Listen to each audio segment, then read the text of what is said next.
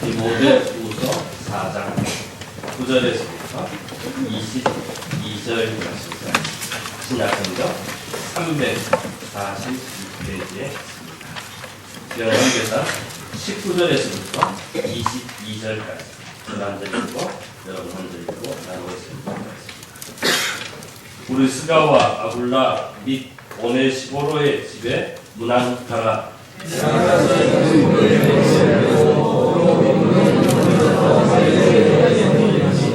너는 겨울 전에 어서 오라. 브로와 부데와 니노와 그라우디아와 모든 형제가 다 내게 문안하느니라.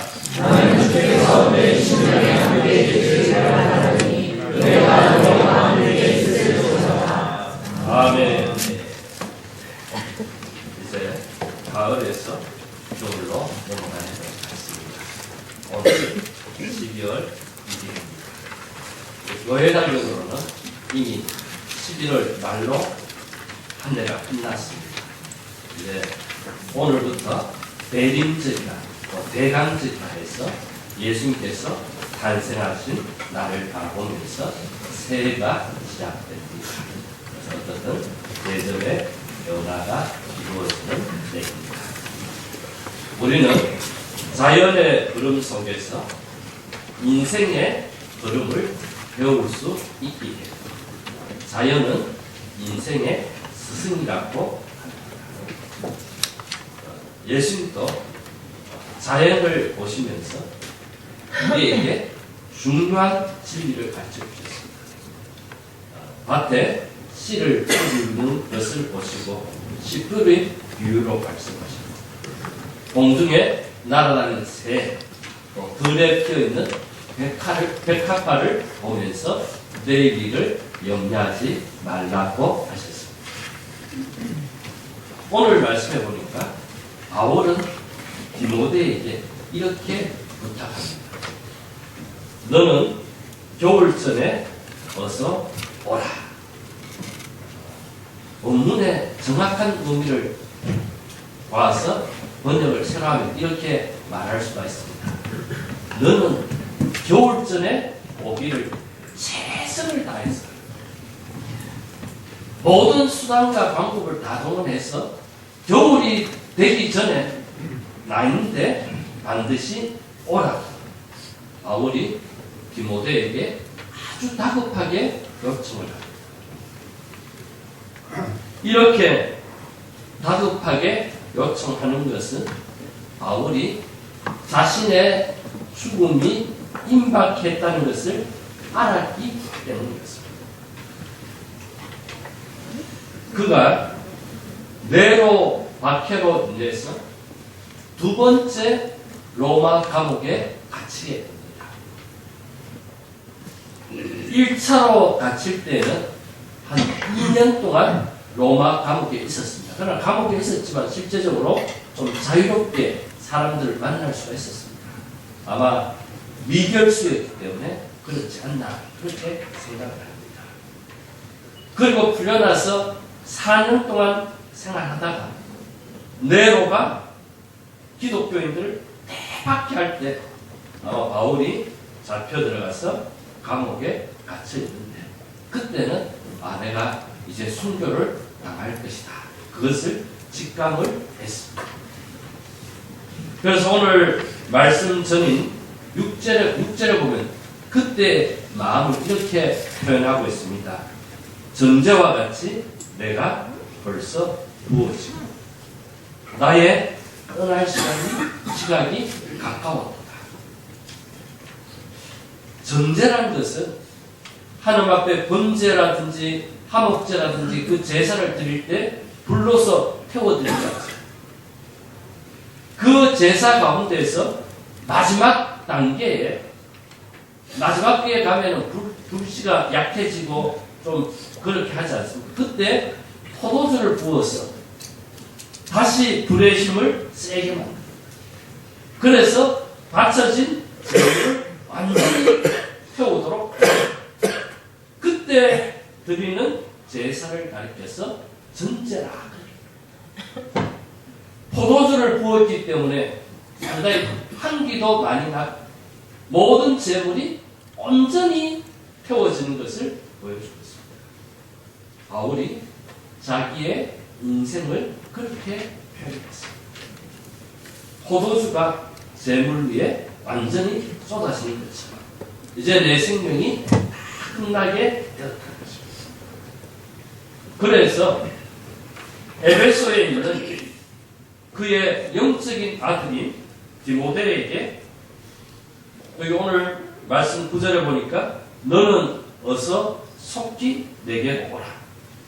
또 21절에 보면 너는 겨울전에 어서 오라고 요청을 했습니다. 바울이 죽기 전에 그의 사역을 디모데에게 계승해 주고 싶었습니다. 바울이 이렇게 급하게 디모데를 오라 한 것은 근본적으로 자신의 죽음과 관련있습니다.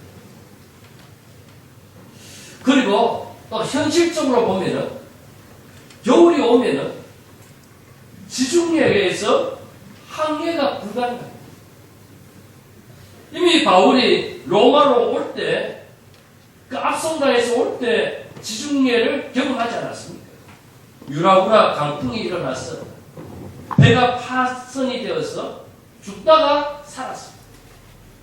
자신의 경험도 있고 지중해가 10월달부터 4월까지는 그 누구도 지중해를 항해할 수 없을 만큼 상당히 힘듭니다. 그래서 그 전에 디모데에게 와.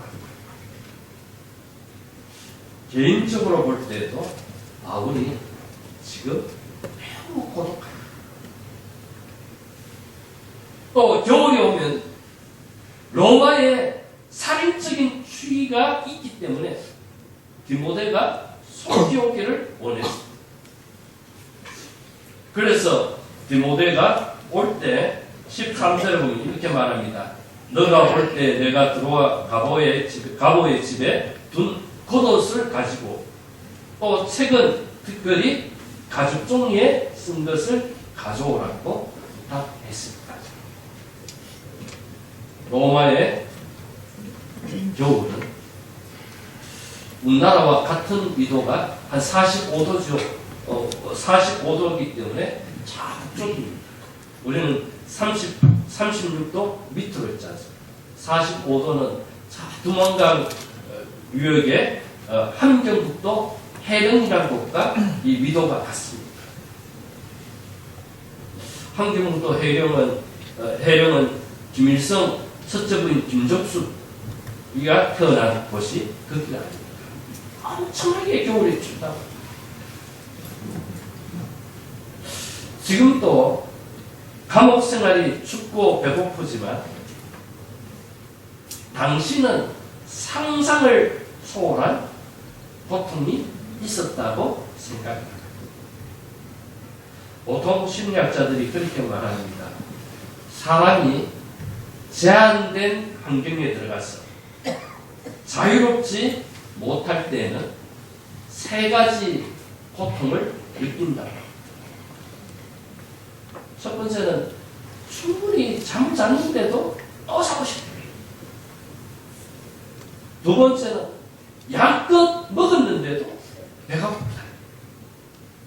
세 번째는 옷을 깰겁게 입었는데도 춥다는 겁니다. 예비군 훈련을 가보거나 또 어떤 교육에 가보면 그렇습니다. 평소에는 잠이 오지 않는데 앉기만 하면 잠이 옵니다. 평소에는 빵 별로 관심이 없는데 그 예비군 훈련 가면 빵 하나 사 먹는 게 이게 또 즐거워요. 평소에는 별로 추위를 못 느꼈는데 옷을 깨끗게 입어도 추위를 느낍니다. 그런데 아무 난방 시스템이 없는 그 로마 감옥에 갇혀있는 이 바울이 함경북도 해령의 그 추위와 똑같은 추위를 겪어야 된다는 것 아마 상상할 수 없는 일이라고 할 수 있습니다. 스위스의 정신과 의사인 폴 르니에가 이렇게 말했습니다. 자연의 사계절이 있는 것처럼 인생에도 사계절이 있다고 하였습니다. 봄은 자라나는 청소년기이고 여름은 성숙되어가는 청년기이고 가을은 활동하는 장년기, 겨울은 마무리하는 노년기라고 할 수가 있습니다. 그런데 여러분, 자연의 사계절과 인생의 사계절이 다른 것 같은데 분명하게 차이 나는 것이 두 가지가 있습니다. 첫 번째 차이가 무엇인가 하면은 인생의 사계절은 반복되지 않는다는 것입니다. 자연의 사계절은 원래 이제 겨울이 왔으면은 이제 조금 있으면은 봄이 옵니다. 그 내년이 되면 내년에 또 겨울이 찾아옵니다. 해마다 어김없이 반복되지 않습니다. 그러나 인생의 사계절은 반복되지 않습니다. 내가 청소년기를 보냈다가 이제 청년기를 보내고 장년기에 들어서 내가 지금 돌아가고 싶다. 그래서 청소년기로 돌아가려고 해도 돌아가지 않는 것이 인생의 사계절. 또 자연의 사계절은 순서대로 순환이 됩니다. 절기에 따라서 비가 올 때 비가 오고 눈이 올 때 눈이 오고 추울 때 춥고 또 더울 때 덥고 이 절기에 따라서 그 대충 맞추어서 그렇게 진행이 됩니다. 그런데 인생의 사계절 순서대로 순환되지 않을 수도 있다는 것입니다. 어떤 사람은 청소년기를 막 보낸 것 같이 보이는데 어느 날 갑자기 인생의 늦가을이 찾아왔습니다. 겨울을 준비해야 될 형편에 넣을 수가 있습니다. 어떤 사람은 큰 소리 팡팡 치고 청년기를 보내면서 자기의 혈기를 자랑하고 했는데 어느 날 갑자기 사고가 났습니다. 인생의 겨울을 만든 안타까운 일도 일어납니다.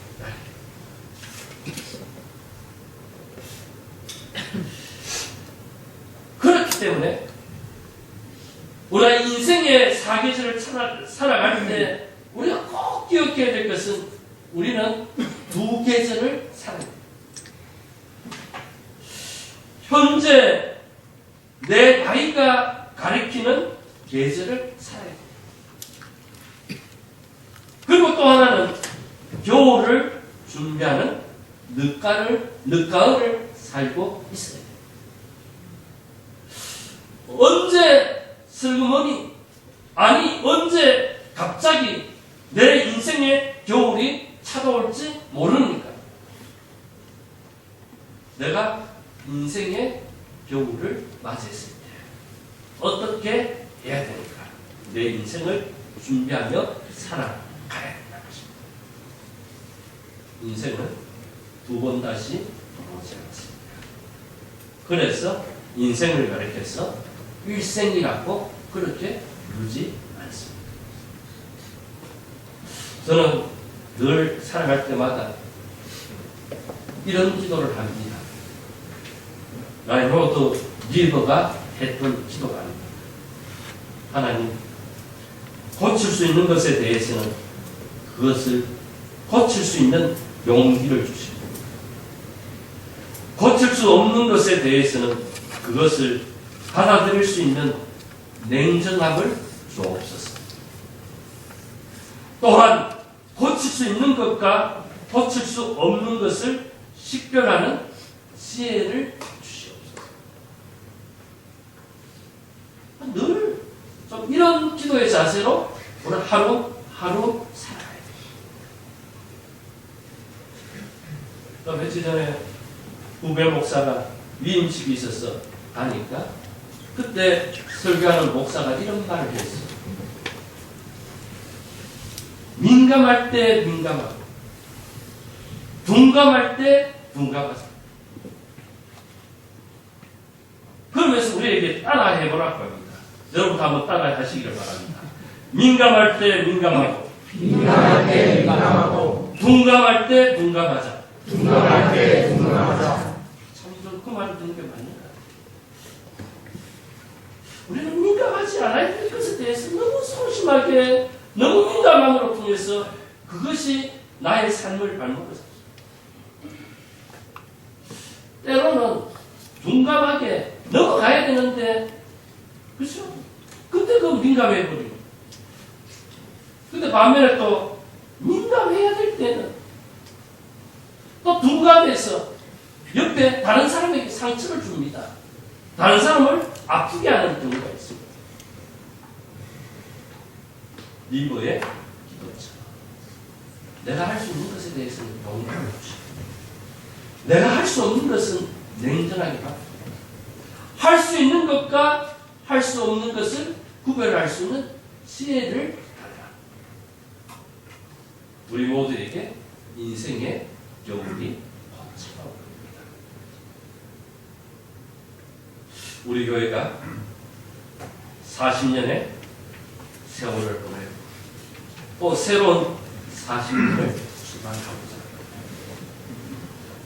오늘 이 의미 있을 때 우리는 다시 한번 우리의 인생의 겨울 주님이 오셨을 때 내가 주님 앞에 섰을 때 내가 주님의 교회를 어떻게 섬겼는가 그것을 생각하면서 좀 우리의 마음을 가다듬는 것이 중요하지 않나 생각합니다. 오늘 말씀에서 볼 때 우리의 인생의 겨울을 어떻게 준비해야 되는가 바울은 두 가지로 우리에게 가르쳐주겠습니다. 첫 번째로 인생의 겨울이 오기 전에 사람들과 관계를 잘 정리하는 것입니다.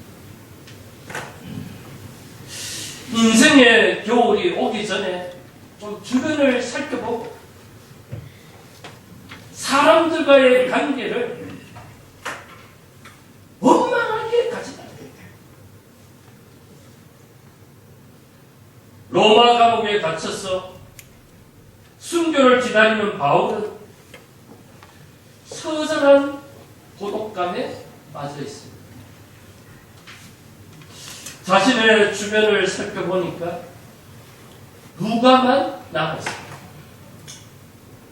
누가는 누가복음을 기록한 누가지요. 사도행전도 기록했는데 의사로서 바울의 주치 역할을 했습니다. 지금 바울이 죽음을 앞두고 순교를 앞두고 인생의 마무리를 하는 과정에서 누가는 바울 곁에 남아 있습니다. 그런데 다른 사람들은 보이지 않았습니다. 특히 바울의 가슴에 큰 상처를 남긴 사람이 있습니다. 이렇게 표현합니다. 세상을 사랑하였어. 데살로니가로 가버렸다. 누굽니까? 대박. 원래 누가와 함께 바울이 가는 곳에 늘 따라다녔던 사람이 데마입니다. 근데 이 데마가 바울이 이제 순교를 앞두고 이 어려운 길을 걸어가고 있으니까 그 세상을 사랑하여서 데살로니가로 가버렸습니다. 그 아쉬움을 표현을 하고 있습니다. 또 하나 아쉬운 일이 무엇인가 하면 거짓된 증언으로 바울에게 해를 많이 입힌 불이 세공업자 알렉산더가 있습니다. 불이 세공업자라고 했기 때문에 아마 우상을 만드는 일에 종사를 한 것으로 추정이 됩니다. 근데 그가 예수를 믿고 신앙생활을 하는 것처럼 보였는데 결국 나중에 이 바울을 위해서 증언을 해야 되는데 거짓된 증언을 위해서 아마 바울이 지금 감옥에 갇히는 일에 결정적인 일을 했던 거예요. 그래서 바울이 디모데에게 이렇게 말합니다. 알렉산더를 주의하라는 것입니다. 그리고 그레스게는 갈라디아로, 디도는 달마디아로, 또 뒤에 보면 두기교는 에베소로 각각 자신들에게 주어진 사역을 위해서 떠나보냈습니다. 지금 바울이 도움이 가장 필요한 때입니다. 정신적으로도 이제 사형 선고를 앞두고 순교를 앞두고 정신적으로도 힘들지만은 아마 육신적으로도 상당히 힘들고 또 겨울이 오면 또 그 감당할 것이 힘듭니다. 그래서 도움이 제일 필요한 때인데 주변에 사람이 없어서 더욱더 고독할 수밖에 없었습니다. 그러나 오늘 말씀을 자세히 읽어보면 바울의 마음을 아프게 하고 바울의 주변에 사람들이 떠나 갔지만 그럼에도 불구하고 바울 주변에 신실한 동력자들이 있었다는 사실을 소개하고 있습니다. 디모데가 있었고 루가가 있었고 마가가 있었고 오늘 본문 말씀에서 등장하는 사람들의 이름이 17명이 나옵니다. 17명 가운데서 데마와 알렉산더만 세상으로 빠졌고 바울을 아프게 했지만은 다른 15명의 사람들은 여전히 바울과 함께 신실한 동력자로 함께 있는 것을 볼 수 있습니다. 그래서 바울이 선한 싸움을 싸우고 달려갈 길을 마치고 믿음을 지킬 수 있었습니다. 바울은 종종 그가 보낸 서신을 마무리하면서 그와 함께 동역했던 사람들을 소개하곤 하였습니다. 로마서 16장에 보면은 38명의 동역자들을 소개합니다. 각각에게 신앙의 별명을 붙여서 소개를 합니다. 이름이 드러나지 않는 두 사람까지 포함하면 바울과 함께 사역했던 사람이 40명. 고린도 전서 16장에도 바울과 동역했던 사람들의 이름이 나옵니다. 빌립보서 4장, 골로새서 4장에도 나옵니다. 그래서 성경학자들은 이렇게 말합니다. 예수님의 수제자였던 베드로가 누군가 곁에 있었다면 예수님을 모른다고 3번 부인하지 않았을 것이다. 바울은 동역자들이 있었기 때문에 끝까지 달려갈 길을 다 달려간다. 그가 주님이 주신 영광의 멸류관을 쓸 수 있게 되었다. 그렇게 평을 합니다.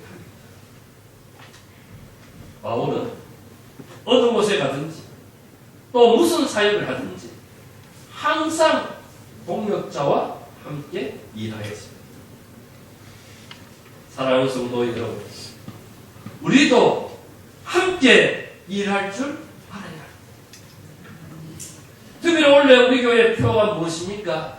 함께 지어져가는 서울 강남교회. 우리는 다 부족합니다. 그래서 서로의 도움을 받아야 그 부족함을 채울 수가 있습니다. 하나님께서 사람을 만드시고 아담을 만드시고 났습니다. 혼자 사는 것이 좋지 않았습니다. 그를 돕는 배필인 여자를 만들어 주셨습니다.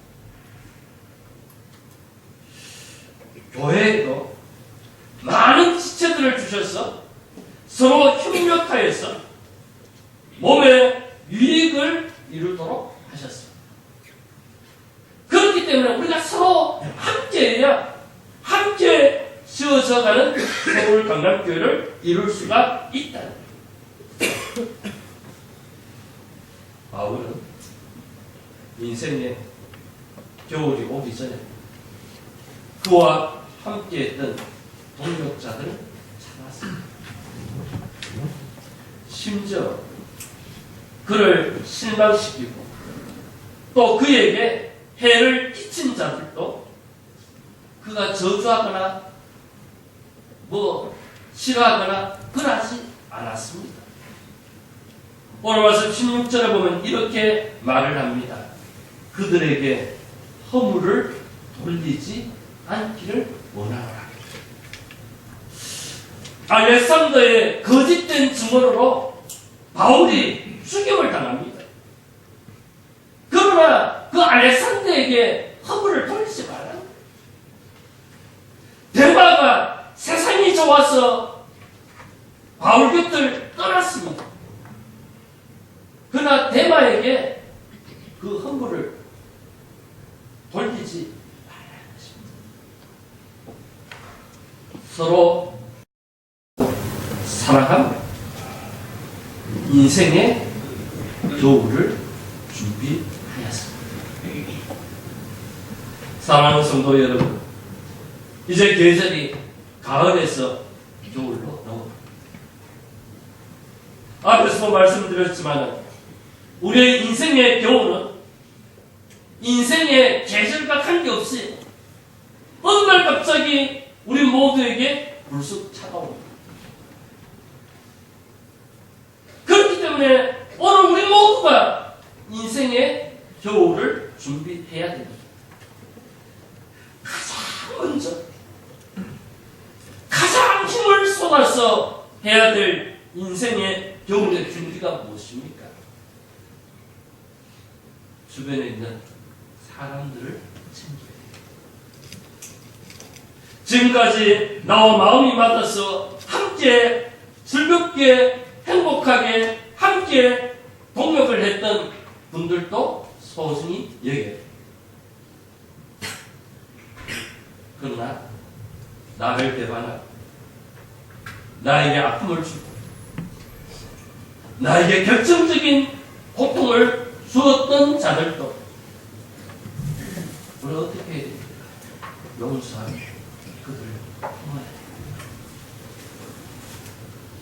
예수님께서 십자가에 못 박혀 죽을 때 예수님이 하셨던 기도가 있잖아요. 아버지는 저들의 죄를 사하여 자기들이 하는 것을 알지 못하나이다. 자기를 십자가에 억울하게 고통스럽게 죽이는 자들을 향하여서 그들의 죄를 용서해 주라. 스데반이 돌에 맞아서 죽으면서 하나님 앞에 이렇게 기도합니다. 주여, 이 죄를 그들에게 돌리지 마옵소서. 이 말을 하고 자니라. 끝나는 것이 아니라 잔다는 거예요. 자고 천국에서 영광스럽게 깨어난다는 거예요. 우리 모두의 인생의 겨울이 언젠가는 불쑥 찾아오는데 여러분, 여러분의 주변에 여러분과 관계 있는 사람들을 살펴보시기 바랍니다. 우리 동양 사람들은 저도 어릴 때 무협지도 많이 읽고 삼국지도 많이 읽고 아버지가 죽을 때 자녀들을 불러놓고 이렇게 내 천주의 한이 있다. 너희들이 내 원수를 갚아라. 그 아들은 그 아버지의 유언을 듣고 어떠합니까? 그 유언을 이루기 위해서 평생 싸웁니다. 그 원수만 찾아다닙니다. 성경은 우리에게 말합니다. 인생의 겨울이 오기 전에 그 모든 원수 관계를 깨끗이 해결하는 거예요. 오늘 주보에 보면 제가 헨리 나우넷의 글을 실어놨습니다. 이 헨리 나우넷이 교통사고로 당해서 사경을 헤매다가 다시 회복함을 받았습니다. 그러고 나서 그가 쓴 책이 거울 너머의 세계라는 책을 썼습니다. 자기의 죽음을 경험했던 그 사실을 가면서 책을 썼는데 그 부분 그런 이야기가 있습니다. 나도 죽음으로부터 자유해야지. 내 죽음을 통해서 나와 관계되는 맺는 모든 사람도 자유하게 해야 합니다. 죽으면서 나는 너와 원수 맺은 너 때문에 내가 죽는다. 이를 갈고 죽는다. 그렇게 죽어보면 그 자녀가 평생도록 외롭지 않습니다. 오늘 우리가 인생의 교훈을 준비하면서 꼭 주변 사람들과 정리를 잘해야 됩니다. 우리가 40년을 마무리하면서 새로운 40년을 바라보면서 우리가 다음 주에 온 가족 초청 예배를 드린 것, 어쩌면 우리의 인생의 겨울을 준비하는 넘버원입니다. 가장 우선순위를 내려드립니다. 나와 관계가 뒤틀어져서 교회 나오지 않던, 내가 좀 소홀히 해서 생기지 않았어. 특히 나의 가족들 가운데서 아직도 주님 앞에 나오지 못한 형제 자매들이 있다. 자녀들이 있다. 인생의 겨울이 나에게 찾아올 뿐만 아니라 나와 관계되는 사람들에게 인생의 겨울이 오면 그때는 가고 싶어도 가지 못한다. 지중해가 10월에서부터 4월까지 닫혀버립니다. 교회 전설에 보면은 디모데가 바울의 이 편지를 받고 가려고 했는데 교회 일이 생겨서 이거 다 저거 하다가 보면은 때를 놓쳐버렸어요. 그래서 겨울 전에 바울을 만나지 못했어요. 다음에 이른 봄에 로마로 찾아갔습니다. 이미 바울은 무덤을 붙였지 않습니까? 그래서 디모데가 바울의 무덤을 붙들고 대성 통곡했다는 이야기입니다. 사랑하는 성도 여러분, 우리 모두의 인생의 겨울이 찾아옵니다. 이미 찾아오고 있습니다. 한번 주변을 살펴보시겠습니다.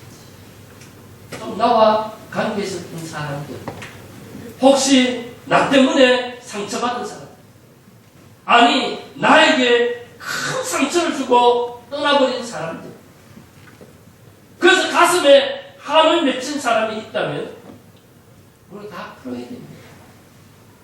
다 용서해야 됩니다. 다 품어야 됩니다. 이번 주에 꼭 연락하셨습니다. 그거 푸는 건 막걸리 한잔 놓고 마신다고 불린 것이 아닙니다. 함께 하나님 앞에 나와서 예배해야 합니다. 예수님께서 그렇게 말씀하지 않았습니까? 예물을 하나님께 드리다. 형제간에 트러블이 있었던 게 생각납니다. 그 예물을 멈추고, 드린 걸 멈추고 가서 하야학 그 형제와 함께 하나님 앞에 나와서 예물을 드리라는 것입니다. 인생의 겨울을 주변에 있는 사람들 챙기시기를 바랍니다. 두 번째로 해야 될 일이 무엇입니까? 인생의 겨울이 오기 전에 말씀으로 내 자신을 다듬어야 돼. 바울은 디모데에게 겨울이 오기 전에 속히 오를 것을 요청하면서 꼭 가지고 와야 할 것이 있다고 하였습니다. 13절에 보면 있죠.